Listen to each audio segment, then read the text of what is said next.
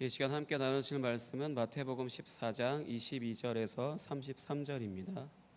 마태복음 14장 22절에서 33절 말씀 함께 교독하시도록 하겠습니다. 마태복음 14장 22절부터 33절입니다.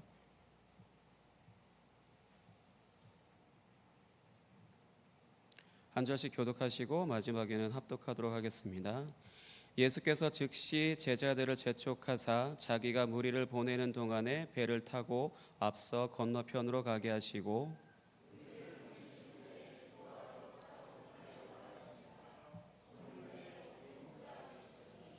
배가 이미 육지에서 술이나 떠나서 바람이 거스름으로 물결로 말미암아 고난을 당하더라.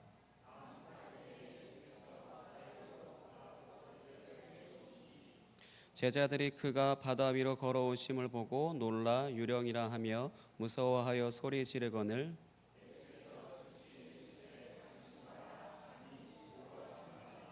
베드로가 대답하여 이르되 주여 만일 주님이시거든 나를 명하사 물 위로 오라 하소서 하니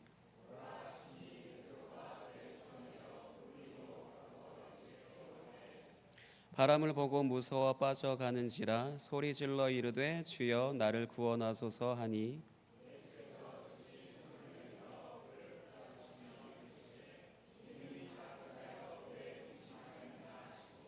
배에 함께 오름에 바람이 그치는지라. 함께 읽겠습니다. 배에 있는 사람들이 예수께 절하며 이르되 진실로 하나님의 아들이로소이다 하더라. 아멘. 이 시간 박익원 목사님 나오셔서 아직도 믿음이 부족하십니까? 라는 제목으로 말씀 전하도록 하겠습니다.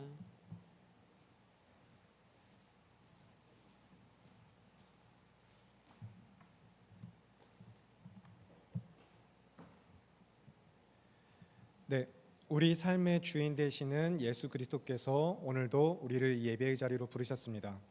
이 시간 우리를 부르신 하나님 앞에 믿음으로 나와서 오직 우리 주 하나님만을 예배하는 수요일 저녁이 되시기를 바랍니다. 양옆으로 앞뒤로 손을 눈을 마주치면서 함께 인사하실까요? 의심하지 마세요. 네, 의심하지 마세요. 네, 그리고 한 번만 더 인사하시겠습니다. 예수님을 믿으세요. 네, 감사합니다. 예수께서 그리스도이시며 나의 주가 되심을 믿는 성도 여러분, 정말로 오직 예수님만 믿는 교회가 되기를 힘쓰셔야 합니다. 오늘도 말씀으로부터 그 믿음으로 하나가 되기 위하여 이 자리에 모인 우리가 먼저 본문의 22절 말씀부터 천천히 함께 말씀의 은혜를 살펴보도록 하겠습니다. 마태복음 14장 22절 말씀 다 함께 한 목소리로 읽겠습니다. 시작. 예수께서 즉시 제자들을 재촉하사 자기가 무리를 보내는 동안에 배를 타고 앞서 건너편으로 가게 하시고. 아멘. 여기서 먼저 즉시라는 단어에 주목을 하시기 바랍니다. 연속적이고 즉각적인 이야기의 연결성을 보여주고 있습니다. 그리고 본문 바로 앞의 이야기는 우리가 너무나도 잘 알고 있는 오병이어의 이야기입니다. 떡 5개와 물고기 2마리로 성인 남성만 5,000명을 먹이시고도 남은 조각이 12바구니에 차게 거두신 일이죠. 이 놀라운 기적을 행하시고 난 뒤에 즉시 제자들을 재촉하셔서 배를 타고 건너편으로 가게 하셨습니다. 그리고 그저 이 기적만을 바라고 열광하며 따르는 무리들을 다 돌려보내셨어요. 그 다음에 예수님께서 어떻게 하셨는지 보시겠습니다. 이어지는 23절 말씀 마태복음 14장 23절 함께 한 목소리로 읽겠습니다. 시작. 무리를 보내신 후에 기도하러 따로 산에 올라가시니라. 저물매 거기 혼자 계시더니. 아멘. 예수님께서는 기도하시기 위하여 혼자 따로 산에 올라가셔서 거기 계셨습니다. 날이 저물도록 혼자 산에 계속해서 기도를 하셨어요. 그러는 동안에 제자들에게 어떤 일이 벌어졌습니다. 어떤 일이 벌어졌는지 이번에는 24절의 말씀 마태복음 14장 24절 함께 읽겠습니다. 시작. 배가 이미 육지에서 술이나 떠나서 바람이 거스름으로 물결로 말미암아 고난을 당하더라. 아멘. 네, 지금 제자들이 어떤 상황이죠? 예수님께서 가라고 하셔서 먼저 배를 타고 왔는데 지금 풍랑을 만났습니다. 개역 개정 성경에서도 이 난처한 상황이 충분히 전달이 되고 있지만 세 번역으로 같은 본문을 다시 한번 보실 텐데 24절 말씀 세 번역으로 앞에 화면에 띄워드리겠습니다. 앞에 화면에 말씀 세 번역 함께 한 목소리 읽겠습니다. 시작. 제자들이 탄 배는 그 사이에 이미 육지에서 멀리 떨어져 있었는데 풍랑에 몹시 시달리고 있었다. 바람이 거슬러서 불어왔기 때문이다. 아멘. 이미 육지에서는 멀어져서 바다 한가운데에 이르렀는데 풍랑이 덮쳐서 제자들이 시달리고 있었습니다. 오늘 제자들처럼 여러분의 인생길에서도 이런 순간이 찾아오게 됩니다. 때로는 예수님께서 행하시는 놀라운 기적을 목격한 것처럼 우리 마음에 기쁨과 충만한 은혜로 내가 가득하여져서 기쁨과 감사가 넘치게 하는 때가 있으실 것이고, 그래서 우리는 그때의 기쁨으로 감사로 주님 말씀에 순종해서 그러잖아요. 부흥회 한번 하고 나고 은혜 받은 말씀 정말 은혜 충만하시면 내가 이제 뭐든지 할 수 있겠다. 주님 말씀하시면 제가 나아가겠습니다. 저 땅끝까지 가겠습니다 라고 나아가시죠. 그리고 순종으로 나아가면 어떻게 되시죠? 풍랑을 만나죠. 굉장히 어려운 고난들이 우리 삶에 닥쳐오게 됩니다. 그래서 기쁨과 감사로 주님 말씀에 순종해서 가라고 하신 곳에 갔는데 믿음으로 저에게 맡기시는 것 제가 다 하겠습니다. 얼마든지 하겠습니다. 해볼게요 하고 나아갔는데 점점 더 내 위에 많은 짐들과 나에게 믿음이라는 것이 무거운 짐이 되어서 어렵고 거친 풍랑에 시달리는 것처럼 나를 어렵게 만드는 상황과 환경에 고난당하는 때가 찾아오게 됩니다. 살면서 그런 순간을 마주할 때 오늘 우리에게 허락하시는 이 말씀을 우리가 붙들고서 마음과 삶에 이 말씀이 남아서 정말로 성경이 말하는 본질적인 복음의 의미가 무엇인가, 우리가 붙들어야 하는 말씀이 무엇인가 깨닫게 하시는 은혜가 먼저 이 시간 이 자리에 있기를 기도합니다. 그리고 교회가, 성도 여러분 모두 다가 말씀에 붙들리는 은혜가 있으시기를 축원합니다. 이제 그러면 다시 정리를 해드릴게요. 오병이어의 표적 이후에 예수님께서는 즉시 제자들을 건너편으로 태워서 보내셨습니다. 그리고 예수님께서 가라고 하신 말씀대로 제자들은 먼저 가서 풍랑을 마주했어요. 그래서 풍랑이 마주한 그 풍랑 가운데 있는 바다는 마치 성도들이 마주할 현실과도 같다라는 이야기를 드렸습니다. 그렇다면 그때 과연 제자들은 어떻게 했어야 하는 걸까? 그리고 우리는 어떻게 해야 할까라는 질문을 가지고 말씀을 함께 살펴보길 바랍니다. 주님께서 가라고 하셔서 갔는데, 그리고 주님 말씀 따라 행한 일인데 그 모든 과정이 우리의 생각처럼 되지는 않을 때, 결코 순탄하지 않을 때 우리는 어떻게 해야 하는 걸까요? 성경이 계속해서 무엇이라고 이야기하는지 26절과 27절 말씀을 읽으실 텐데, 읽으시기 전에 한 가지 부탁을 드리겠습니다. 지금 우리가 어떻게 해야 될 것인가 알아보기 위해서 성경을 읽고 있지만 그 전에 먼저 우리의 주가 되시는 예수님이 어떻게 하셨는지부터 기억을 하셔야 됩니다. 과연 우리 주님은 무엇을 하셨는가, 여기에 중점을 두고 성경을 읽으셔야 돼요. 언제나 그렇습니다. 성경을 읽으실 때에 먼저는 예수님이 행하신 일, 그가 가르치신 말씀을 보세요. 그 다음에 예수 그리스도를 주로 믿는 내가, 그분이 나의 삶의 주인 되심을 고백하는 내가 그 다음에 무엇을 어떻게 행할 것인가, 성경은 그렇게 읽어가시기 바랍니다. 그러면 오늘 본문 마태복음 14장 25절부터 27절까지 말씀, 25절부터 27절 말씀 다 함께 한 목소리 읽겠습니다. 시작. 밤 사경에 예수께서 바다 위로 걸어서 제자들에게 오시니 제자들이 그가 바다 위로 걸어오심을 보고 놀라 유령이라 하며 무서워하여 소리 지르거늘 예수께서 즉시 이르시되 안심하라, 나니 두려워하지 말라. 아멘. 자, 예수님께서 어떻게 하셨죠? 풍랑에 시달리는 제자들에게 찾아오셨습니다. 근데 그것도 다른 배를 얻어 타셔서 찾아오거나 하신 것이 아니었어요. 풍파에 시달리는 제자들과 함께 하시려고 물 위를 걸어서 오시는 전능하신 성자 하나님, 곧 우리의 주가 되시는 예수 그리스도께서는 또한 동시에 즉시 제자들에게 안심하라라고 말씀을 하셨습니다. 그때는 그리고 밤 사경이라고 이야기하고 있어요. 밤 사경은 새벽 3시에서 6시 사이를 이야기합니다. 굉장히 깊은 새벽, 제일 어둡고 동시에 이제 날이 밝아오기 시작하는 그런 시점이죠. 그래서 보통 해 뜨기 직전이 가장 어둡다라고 이야기하는데 바로 그 시점, 가장 어두운 시기, 풍랑에 시달리고 있는 그때에 예수님께서 물 위를 걸어서 오셔서 또 유령이다 하고 놀라는 제자들에게 나니 안심하라 두려워하지 말라라고 말씀을 하셨습니다. 그러면 이 말씀 앞에 어떻게 반응하는 것이 성경적일까요? 어떻게 반응하는 것이 옳은가? 그 관점을 가지고 이제 베드로의 반응을 다시 유의하여서 살펴보시면 좋겠습니다. 처음에는 예수님께서 바다 위를 걸어오실 때 26절에 제자들이 보인 반응처럼 유령이다 하면서 막 무서워서 소리 지를 수 있다고 상식적으로는 생각할 수 있습니다. 풍랑으로 인해서 정신도 없고 막 물이 막 계속 몰아치고 곧 빠져 죽을 것 같은 그 시기에, 어두운데 앞뒤 분별도 잘 안 되고 있는 그 시기에 심지어 사람의 형체가 물 위를 걸어서 오는데 그 형체를 보고 놀라서 소리 지르지 않는 게 어떻게 보면 더 오히려 이상할 수도 있겠죠. 그런데 그렇게 놀라서 소리치는 제자들에게 성경은 여기서도 즉시라는 표현을 쓰고 있습니다. 예수님이 뭐라고 말씀하셨죠? 안심하라, 나니 두려워하지 말라. 아멘. 그런데 여기서 그 말씀을 듣고 베드로가 보인 반응이 어땠는지 함께 28절 말씀 보시겠습니다. 마태복음 14장 28절 말씀 함께 한 목소리 읽겠습니다. 시작. 베드로가 대답하여 이르되 주여 만일 주님이시거든 나를 명하사 물 위로 오라 하소서 하니. 아멘. 여러분, 베드로는 분명 예수님의 음성을 들었습니다. 그리고 예수님의 음성이라는 것을 알았습니다. 음성만 듣고서는 어둡고 음성도 잘 안 들려서 이 음성이 예수님인가 아닌가 좀 긴가민가해서 혹시 내가 음성만 가지고는 잘 모르겠으니까 정말 예수님이시면 저한테 물 위를 걸어오라고 해주세요 하고 요청한 것이 아니에요. 음성만 듣고도 예수님인 것을 알았습니다.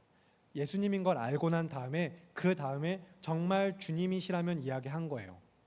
만약에 여러분 음성만 듣고 예수님인지 아닌지 잘 모르겠다고 가정을 해보시면 여전히 저게 혹시 예수님인 척하는 유령 아닐까? 귀신이 장난치는 거 아닐까? 라고 생각했다면 베드로의 요청이 너무나도 이상하지 않나요? 물 위를 걸어서 오라라고 할 때 여전히 유령이가 아닐까라고 의심하고 있다면 오라고 하는데 가시겠어요? 물 위를 걸어서 오라 하면은 그 사람이 예수님이 아니라 유령이라고 여기고 있다면 가시겠습니까? 그러면 내가 가볼까? 가보면 예수님인지 아닌지 알 것 같다 하고 물어본 걸까요? 아니죠.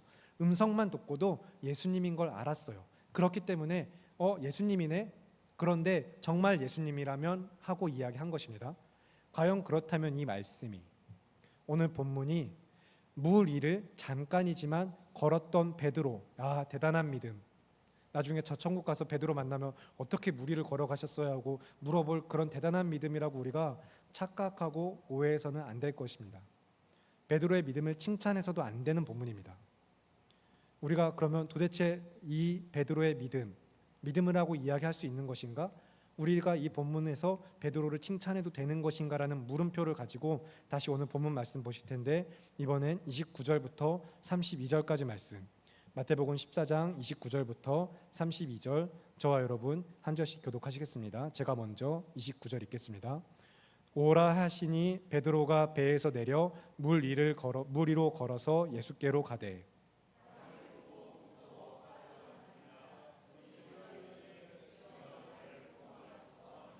예수께서 즉시 손을 내밀어 그를 붙잡으시며 이르시되 믿음이 작은 자여 왜 의심하였느냐 하시고 함께 읽겠습니다.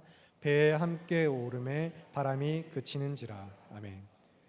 다시 한번 이야기 드리지만 여러분, 오늘 본문에서 베드로의 믿음을 대단한 믿음이라고 착각하셔도, 말씀을 오해하셔도 안 됩니다. 기록된 것처럼 바람이 멈춘 것은 물에 빠졌던 베드로와 예수님께서 함께 배에 오르셨던 그 시점이 맞기는 합니다. 그래서 풍랑이 있는 바다 위를 걸어오라는 말 한마디에 거침없이 걸었다라는 그 사실 한 가지만 가지고 우리가 이 본문에서 베드로의 믿음을 큰 믿음, 대단한 믿음으로 착각하기 쉬운데, 하지만 처음부터 이 발걸음은 믿음의 발걸음이 아니라 예수님에 대한 의심에서 시작한 만용과 교만의 발걸음입니다. 이건 내가 물 위를 걷게 하시면 그때 믿겠다는 거였어요. 나로 물 위를 걷게 하시면 내가 그때 믿겠습니다. 당신의 말씀만 가지고는 내가 당신을 믿을 수 없습니다라는 것입니다. 예수님께 대한 철저한 의심 그리고 자기 교만입니다. 그렇기 때문에 예수님께서 왜 의심하였느냐라고 책망하신 것은 잘 걷다가 잘 걸었는데 예수님 앞에 거의 다 왔는데 잠깐 바람을 보고서 무서워서 빠진 것, 그거 가지고 왜 혹시나 빠질까 봐 왜 의심했니, 그런 맥락이 결코 아니에요. 왜 의심하였느냐라는 질문은 애초에 처음부터 베드로가 가졌던 예수님을 향한 의심을 말하는 것입니다. 실제로 베드로는 예수님을 의심했을 뿐만 아니라 그의 능력을 시험해 본 것이죠. 안심하라, 나니 두려워하지 말라라는 그 음성 앞에 믿음으로 반응한 것이 아니라 의심으로 반응을 한 것입니다.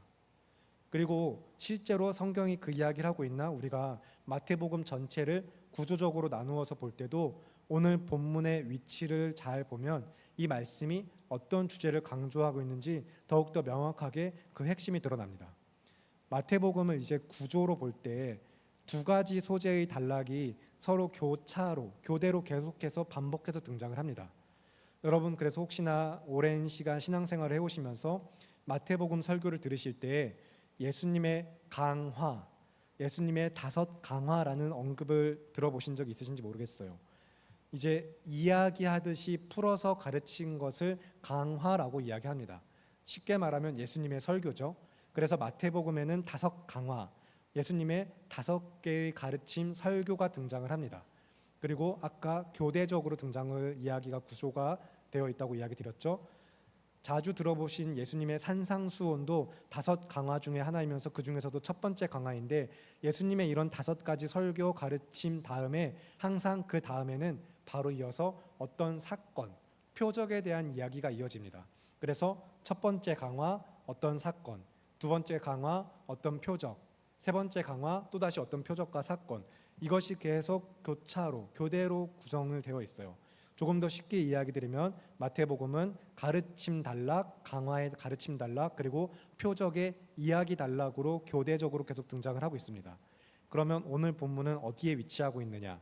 13장 54절부터 14장의 처음 앞에 이제 13장 54절부터 16장 20절까지가 한 단락인데 표적의 단락, 이야기 단락에 속해 있어요.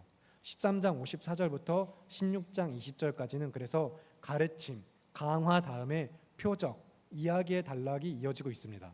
그래서 이 단락 전체 13장 54절부터 16장 20절까지를 한 가지 주제로 요약해서 핵심을 끄집어내면 이 단락의 핵심 주제는 메시아의 정체에 대한 계시입니다.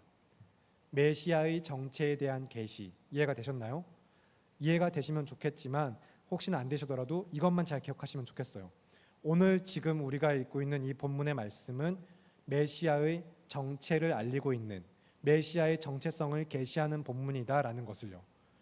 5,000명을 먹이신 사건도, 바로 앞에 있는 사건도 그냥 단순한 기적이 아니라 이 땅에 참 생명의 양식으로 오신 예수님께서 그리스도이시다라는 것을 나타내는 표적이라는 것이죠. 그리고 요한복음 6장에서는 이 오병이어의 기적을 더욱더 직접적으로 말씀이 풀어서 그 주제를 드러내고 있는데, 생명의 빵으로 오셔서 자기 살과 피를 내어주시고 그 이름을 믿는 자들에게는 영생을 주시는 은혜의 복음이 오병이어 안에 표적으로 드러나는 것처럼 예수님을 향한 표적이죠. 마찬가지로 방금 우리가 함께 읽은 본문 말씀 마태복음 14장 22절부터 33절까지 말씀도 예수님께서 참으로 하나님의 아들 되심과 예수님의 그리스도 되심을 증거하는 메시아적 정체성을 이야기하고 있는 성경이다라는 것을 기억하시면 좋겠습니다. 그런 의미에서 오늘 본문의 마지막이 어떻게 마무리되고 있는지 다시 한번 잘 확인하셨으면 좋겠어요. 마태복음 14장 33절 말씀, 오늘 본문 이야기가 어떤 단락, 어떻게 마무리 짓고 있는가, 마태복음 14장 33절 말씀 함께 한 목소리로 읽겠습니다. 시작. 배에 있는 사람들이 예수께 절하며 이르되 진실로 하나님의 아들이로소이다 하더라. 아멘. 제자들을 비롯하여서 배에 타고 있던 사람들이 물 위를 걸어오시고 풍랑을 잠잠케 하시는 예수님을 보고 나서 이제 고백합니다. 참으로 당신은 진정으로 하나님의 아들이십니다.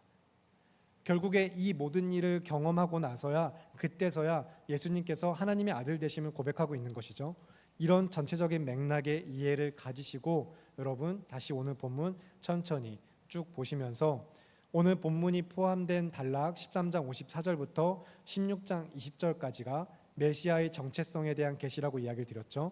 그러면 16장 이 메시아의 정체성에 대한 계시 이 전체 큰 한 단락이 어떻게 마무리 짓고 있는지도 보시면 좋겠어요. 16장 13절부터 20절 말씀을 보실 텐데 몇 장만 뒤로 넘어가셔서 신약 27페이지 마태복음 16장 13절부터 20절을 먼저 읽겠습니다. 마태복음 16장 13절에서 20절 말씀, 제가 13절을 읽겠습니다. 예수께서 빌립보 가이사랴 지방에 이르러 제자들에게 물어 이르시되 사람들이 인자를 누구라 하느냐.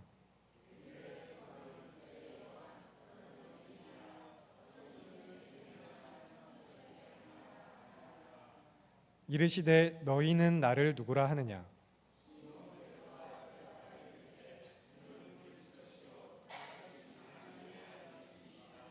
예수께서 대답하여 이르시되 바요나 시모나 네가 복이 있도다. 이를 네게 알게 하니는 혈육이 아니요 하늘에 계신 내 아버지시니라.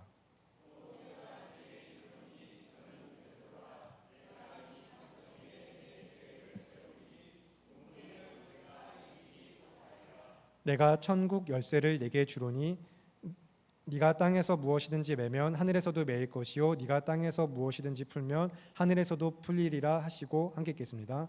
이에 제자들에게 경고하사 자기가 그리스도인 것을 아무에게도 이르지 말라 하시니라. 아멘. 자, 방금 읽었던 단락이 어떻게 끝나는지 잘 확인하신 상태에서 다시 이제 오늘 본문으로 돌아오실 텐데 설교 초반부에 드렸던 질문을 잘 상기하시면 좋겠습니다. 주님께서 가라고 하신 곳에 믿음으로 주의 말씀을 따라 갔는데 믿음으로 순종하여 부르신 곳에 갔는데 그곳에서 오히려 더 큰 고난과 어려움이 닥쳐올 때에 그때 우리는 어떻게 해야 할까요? 오직 말씀대로 살겠습니다. 주님만 내 삶의 주인 되시니까 주님이 가라고 하셨으니까 제가 가겠습니다 하고 간 삶의 현장이 너무나도 어려울 때 여러분 어떻게 하시겠습니까? 베드로처럼 물 위를 걷게만 해주시면 더욱 잘 믿겠습니다라고 이야기하실 분 계신가요? 나도 저 거친 풍랑에서 저 세상 속에서 지금 너무 이리저리 치이고 있는데 물 위를 걷는 것처럼 놀라운 기도의 응답과 나에게 기적만 보여주시면 제가 그때부터 이 기적 붙들고 그 기적을 베풀어 주신 하나님 기억하면서 믿음으로 잘 이겨내겠습니다라고 하실 분 혹시 계신가요? 앞으로라도 먼 미래에 풍랑을 만나서 정처 없이 휩쓸려 떠내려 가면서 길을 찾지 못해서 헤매이는 인생길 혹시 여러분 삶에 찾아오실 때 하나님 저도 베드로처럼 물 위를 걷게 해주세요라고 간구하는 분들이 이 자리에는 안 계시길 바랍니다. 만약에 물 위를 걷게 해주시면 어떻게 하실 거죠? 물 위를 걸어서 끝까지 육지까지 가실 건가요? 저는 베드로와 달라서 아무런 의심도 없이 물 위를 계속해서 걸을 수 있습니다. 베드로 참 믿음이 약하네. 왜 의심했지?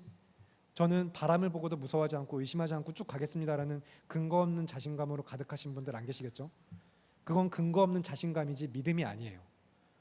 혹시나 베드로처럼 바람 때문에 물에 빠지는 그런 일 없으실 수도 있겠죠. 네, 그래서 앞에서도 이야기 드렸지만 그래서 그 다음에 어떻게 하실 거죠? 쭉 계속해서 가실 건가요? 그냥 끝까지? 그러고 난 다음에 또 무엇을 하실 건가요? 육지에 이르러서는 어떻게 하실 거죠? 그 다음엔 무엇을 하시겠습니까? 예수님 더 잘 믿으실 건가요? 그래야 더 잘 믿겠다는 거, 제가 그렇게만 해주시면 더 잘 믿겠다라는 건 혹시 내 안에 아직도 믿음이 부족한 건 아닐까요? 물 위를 걷게 하시면 정말로 잘 믿으실 수 있겠습니까? 그리고 그 믿음이 정말로 예수님을 믿는 믿음입니까? 아니면 물 위를 걸었던 놀라운 경험을 믿는 것입니까? 물 위를 걷는 것 같은 기적적 체험, 그 응답을 보여주시면 제가 더 잘 믿겠습니다라는 것이 과연 예수님을 향한 믿음의 고백이 될 수 있을까요? 혹시나 나에게 그런 경험 이후에 너무 감사하게도 하나님께서 그런 은혜를 베풀어 주시겠지만 그 이후에 그런 예수님을 내가 그냥 나를 물 위를 걷게 해주시는 분으로 전락시키지 않으실 자신이 있으신가요? 어쨌든 그저 예수님만 잘 믿으면 됐지라고 넘어갈 수 있을까요? 그냥 그렇게 살면 되는 걸까요? 그게 믿음일까요? 오늘 나에게 예수님은 어떤 분인가요? 내가 믿는 예수님은 누구입니까? 나는 왜 예수님을 믿고 있나요? 오늘 이 자리에 나오신 이유가 무엇이십니까? 혹시 아직도 믿음이 부족하십니까? 그렇다면 오늘 본문 다시 25절부터 27절 말씀, 이 말씀을 읽으실 텐데 이 말씀을 마음에 붙드시길 바랍니다. 제가 읽어드리겠습니다. 밤 사경에 예수께서 바다 위로 걸어서 제자들에게 오시니 제자들이 그가 바다 위로 걸어오심을 보고 놀라 유령이라 하며 무서워하여 소리 지르거늘 예수께서 즉시 이르시되 안심하라 나니 두려워하지 말라. 아멘. 사랑하는 성교교회 성도 여러분, 성경에 기록된 하나님의 말씀을 매주 매일 읽고 듣고 보고 나누시면서 그 말씀을 생명의 양식 삼아 제가 살아갑니다라고 고백하는 우리가, 그 말씀을 맛보고 누리는 우리가 혹시 지금 방금 이 말씀을 읽고도 아직도 믿음이 부족하십니까? 밤 사경의 풍랑 속에서 무리를 걸어서 찾아오신 예수님, 그 예수님께서 말씀하신 대로 난이 두려워하지 말라는 음성을 듣고도 이 성경의 말씀을 다 읽고도 예배하는 가운데 아직도 믿음이 부족하신가요? 그래서 만약 주님이시거든, 정말 내 삶에 찾아오신 그분이 나의 삶의 주인 되시는, 온 세상의 구주 되시는 예수님 참 주님이시거든 어디 한번 나를 무리로 걷게 해보세요 라고만 예수님을 믿으시겠습니까? 예수님의 말씀만 듣고도, 음성만 듣고도 우리는 과연 안심할 수 없는 걸까요? 아직도 믿음이 부족하십니까?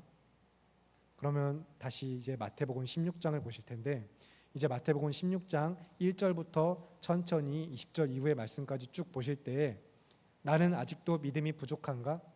아직도 말씀으로 내 안에 믿음이 견고하게 서지 못하고 있는가? 스스로를 점검하시면서 이번엔 마태복음 16장 1절부터 4절을 교독하시겠습니다. 1절부터 4절, 제가 먼저 마태복음 16장 1절 읽겠습니다. 바리새인과 사두개인들이 와서 예수를 시험하여 하늘로부터 오는 표적 보이기를 청하니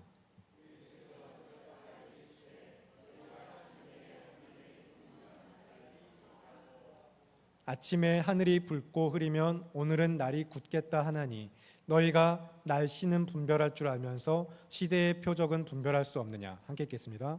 악하고 음란한 세대가 표적을 구하나 요나의 표적밖에는 보여줄 표적이 없느니라 하시고 그들을 떠나 가시니라. 아멘. 성경이 무엇을 말하고 있는지 잘 보시길 바랍니다. 그리고 계속해서 이어지는 말씀 읽으실 텐데 이번엔 5절부터 12절입니다. 마태복음 16장 5절부터 12절을 교독하시겠습니다. 제가 먼저 5절을 읽겠습니다. 제자들이 건너편으로 갈새 떡 가져가기를 잊었더니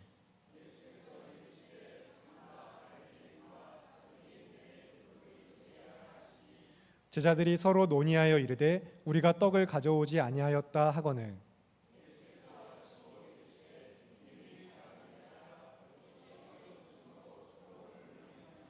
너희가 아직도 깨닫지 못하느냐. 떡 5개로 5,000명을 먹이고 주운 것이 몇 바구니며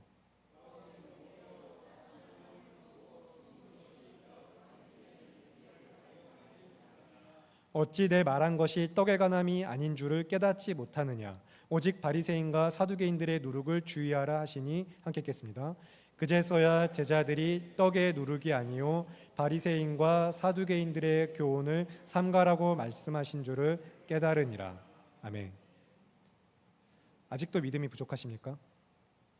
이번엔 13절부터 20절까지 읽으실 텐데 역시 한 절씩 교독하겠습니다. 13절부터 20절까지 말씀, 제가 먼저 13절 읽겠습니다. 예수께서 빌립보 가이사랴 지방에 이르러 제자들에게 물어 이르시되 사람들이 인자를 누구라 하느냐.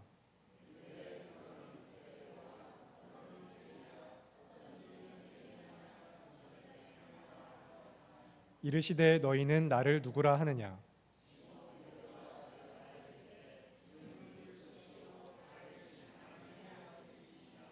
예수께서 대답하여 이르시되 바요나 시모나 네가 복이 있도다. 이를 내게 알게 하니는 혈육이 아니요 하늘에 계신 내 아버지시니라.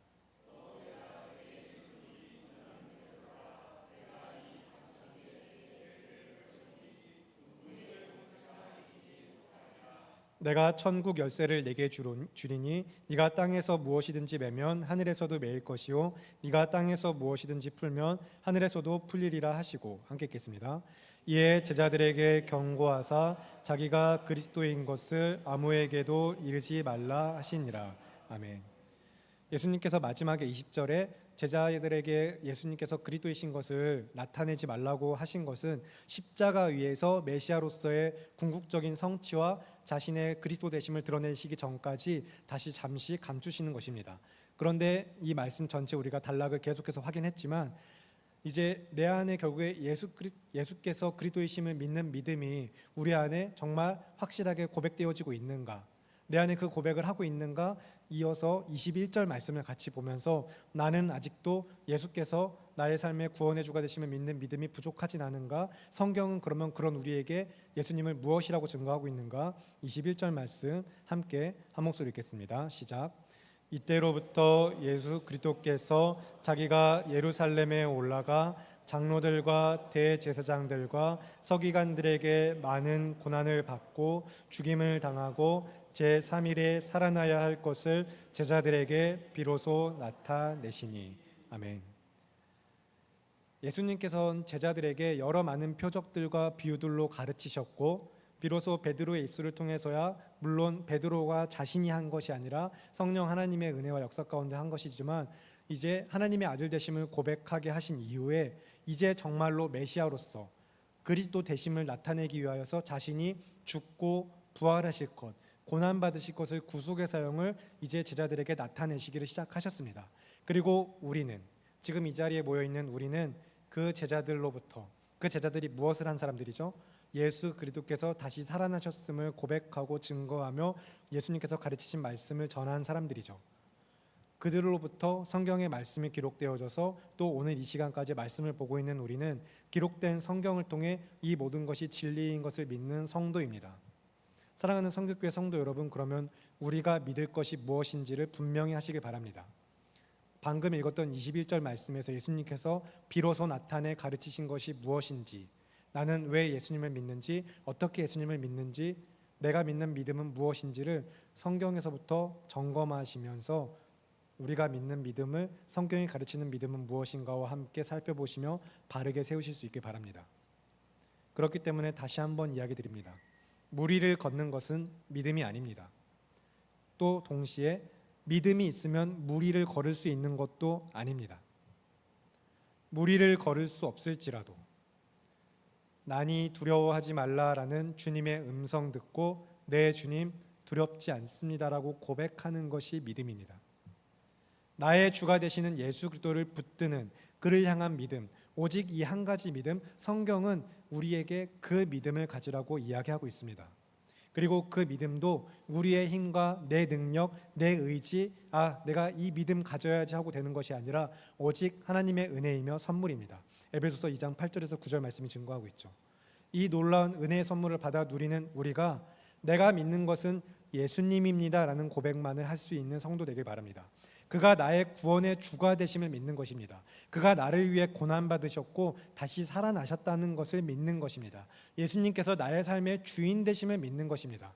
우리를 부르신 곳에서 삶에서 주를 예배하는 삶을 결단하고 교회로 보내시는 곳에 나아가서 주님을 예배하면서 우리가 풍랑과 같은 고난을 마주할 때 어떻게 해야 할까라는 물음의 대답은 결국에 이 한 가지 고백, 더욱더 예수님을 믿는 것입니다. 그가 나의 구주 되심을 믿고 나의 구주 되시는 예수 그리스도, 내 구주 예수를 더욱더 사랑하는 것, 오직 주님만을 신뢰하고 온 마음 다해 전심으로 주님을 예배하며 오직 예수님만을 믿고 주의 말씀 의지하여 나아가는 것, 그 한 가지입니다. 이를 위하여서 우리는 더욱더 하나님의 말씀을 가까이 하고 주야로 즐거워하며 그의 율법을 묵상하고 말씀에서부터 믿음에서 믿음으로 자라가는 것입니다. 로마서 10장 17절 말씀이 그렇게 증거하고 있죠. 그러므로 믿음은 들음에서 나며 들음은 그리스도의 말씀으로 말미암았느니라. 아멘.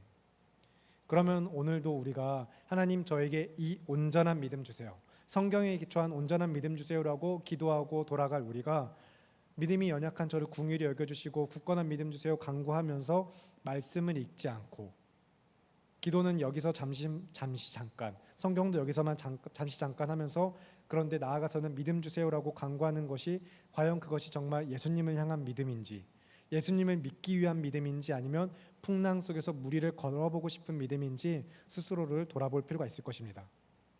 제자들이 밤 사경에 예수님을 못 알아봤을 수는 있습니다. 우리가 앞에서도 거기까지는 이해할 수 있다고 이야기했어요.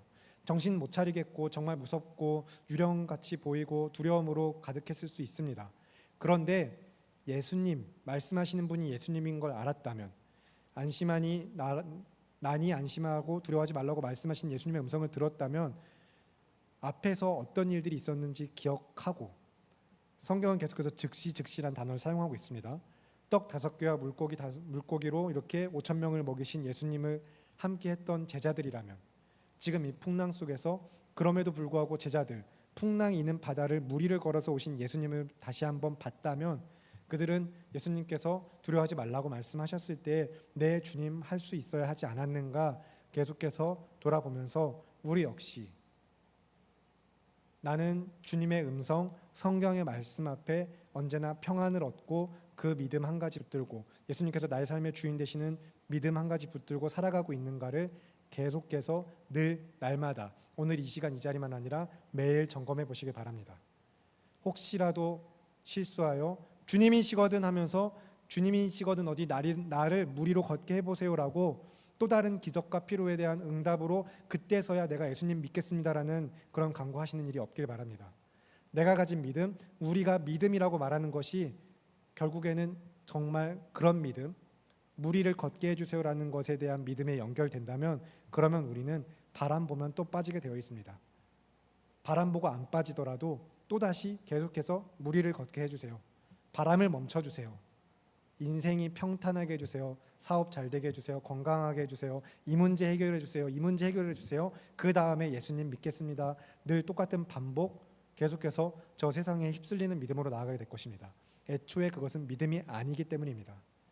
예수님을 향한 오직 말씀으로 채워진 굳건한 믿음의 기초가 세워지지 않았기 때문인 거죠.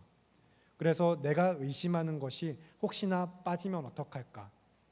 여러분, 그런 오해 많이 하시잖아요.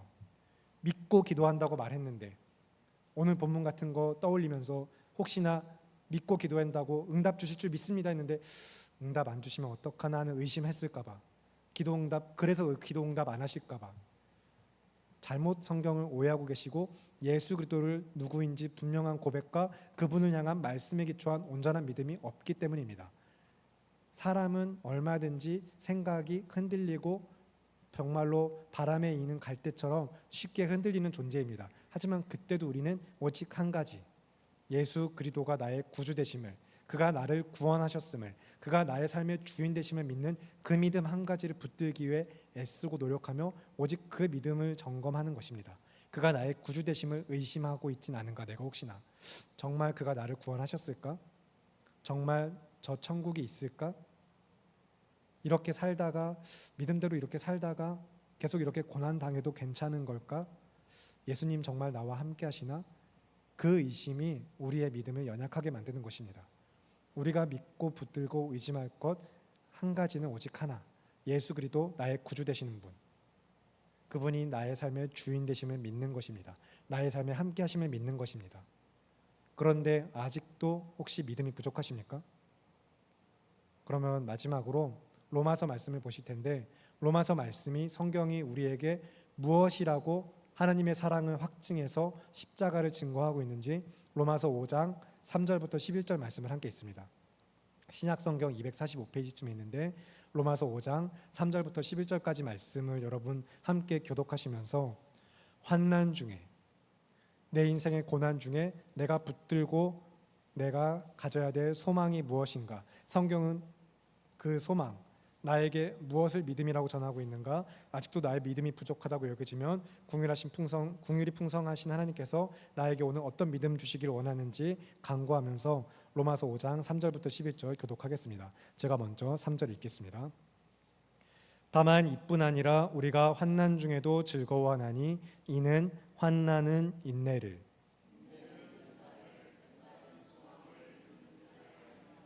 소망이 우리를 부끄럽게 하지 아니함은 우리에게 주신 성령으로 말미암아 하나님의 사랑이 우리 마음에 부은 바 됨이니,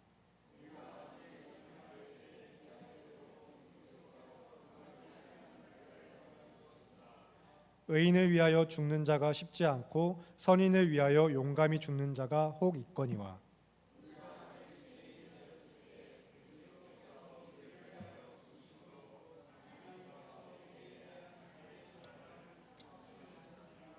그러면 이제 우리가 그의 피로 말미암아 의롭다 하심을 받았으니 더욱 그로 말미암아 진노하심에서 구원을 받을 것이니.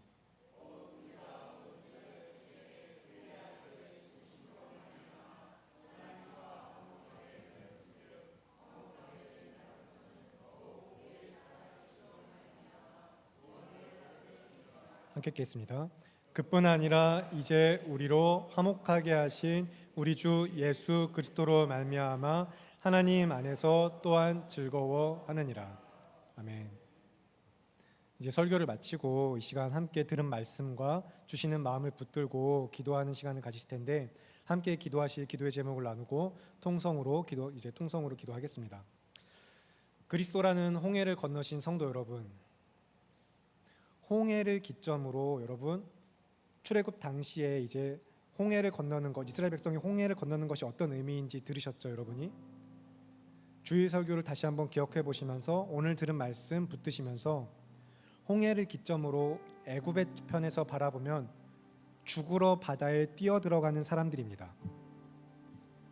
얼마나 어리석어 보일까요? 애굽의 편에서 홍해를 기점으로 이스라엘 백성들은 죽으러 바다로 뛰어 들어가는 사람들이에요. 그런데 반대편, 홍해의 반대편, 애굽 반대편에서는 저 깊은 바다 속에서부터 한 공동체가, 한 무리가 올라오는 모습입니다. 그렇게 저 깊은 바다 물속에서부터 세상으로 올라오는 믿음의 공동체, 다시 태어난 믿음의 공동체가 하나님의 백성, 성도이죠. 그렇게 물 밑을, 바다를 통과해서 다시 올라온 믿음의 백성이 두려워할 것은 하나님 외에 없어야 하지 않을까요? 전능하신 하나님을 믿는 믿음으로 다시 태어난 성결교회 믿음의 공동체 여러분, 성결교회 성도 여러분, 마찬가지로 우리가 믿음이라는 것을 이야기할 때 예수님으로만 충족되지 않는 인생, 예수로 충만하다고 고백되지 않는 인생은 믿음이 아닌 것입니다. 믿음은 예수님을 믿는 것, 예수님 한 분만으로 충분하고 충족하고 충만한 것이 믿음입니다. 무리를 걷게 되면 더 잘 믿을 것 같지만, 뭔가 보여주시고 응답하면 더 잘 믿을 것 같지만, 그렇게 나의 감정과 상황을 기반으로 하는 그런 고백하는 믿음은 결국에 또 다시 흔들리고 물에 빠지는 헛된 믿음, 가짜 믿음입니다. 진짜 믿음이 아니에요. 오직 예수님만 기초로 하는 믿음이 진짜 믿음입니다. 그래서 이 시간 오직 예수님으로 충족하고 충만한 믿음, 오직 나의 구원의 주가 되시는 예수 그리스도를 믿는 온전한 믿음, 오직 주님만이 내 삶의 주인 되심을 내가 믿습니다라는 믿음으로 고백하며 예수님을 성경대로 믿기를 간구하는 기도, 함께 주님의 이름 크게 외치시고 기도하겠습니다. 기도합니다. 주여, 사랑이 많으신 하나님 아버지, 오늘도 주님의 은혜 가운데 우리가 이 자리 믿음으로 나와서 하나님을 예배하면서 주의 말씀을 듣고 하나님 앞에 간구하는 바, 하나님 오늘 주신 말씀도 우리 마음에 새기고 우리가 우리의 삶을 돌아보면서 주의 말씀 앞에 혹시나 내가 믿음이라는 것을 이야기하면서 예수 그리스도를 믿는다고 이야기하면서 어디까지나 예수 그리스도를 나의 도구 삼고 믿음이라는 것을 도구와 수단 담아서 하나님 앞에 정말로 주님 다른 어떤 것들을 구하고 있지는 않았는가. 하나님, 그러면서 여전히 내가 예수 그리스도를 나의 삶의 주인으로 믿는 믿음을 늘 주님 성경대로 믿지 못한 채 세상의 방식으로 믿음이라는 것을 재단하면서 하나님을 재단하면서 내가 믿음을 오해하고 있고 성경을 오해하고 있으며 예수 그리스도를 제대로 알지 못하는 인생으로 여전히 믿음의 연약한 가운데 머물러 있었지 않았는가. 우리 삶을 돌아보면서 하나님 무리를 걷게 해주시면, 나에게 뭔가 보여주시면, 나에게 어떤 응답하시면 내가 예수님 더 잘 믿겠습니다, 믿음으로 나아간 삶의 자리에서 왜 나를 이렇게 힘들게 하십니까? 라고 원망과 불평과 하나님을 향한 어떤 간구만을 주님 우리가 고백하고 있었던 믿음이 여전히 우리 안에 반복되고 있었던 삶이 있었다면, 이 시간 이 자리 우리는 또 연약해서 넘어질 수 있겠지만, 그러나 오직 한 가지, 정말로 예수 그리스도를 성경대로 믿는 믿음, 주님만을 붙드는 믿음, 정말로 예수 그리스도께서 나의 삶의 구주가 되시며 그분을 통하여서 내가 구원받았으며 그렇게 내가 다시 태어난 믿음의 공동체, 참으로 믿음의 백성으로서 이 땅 가운데서 내가 두려울 것은, 내가 경험할 것은 오직 하나님 한 분밖에 없으며, 그래서 주의 말씀을 경외함으로 그 말씀에 순종하여서 이 땅 가운데 오직 주의 말씀에 순종하는 믿음, 예수님 내 삶의 주인 되시는 믿음을 살아낼 것